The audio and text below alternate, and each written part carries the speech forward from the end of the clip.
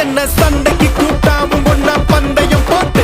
நான் அம்பைய போல வந்தண்டி மன்னிப்பு கேட்டு அப்பையும் வீட்டுல கொண்டு போறாங்கல்ல போலீஸ் கம்ப்ளைண்ட் முஞ்சா என்ன கூண்டுல நிப்பாட்டு நம்மளுக்கும் இருக்கு சப்போர்ட்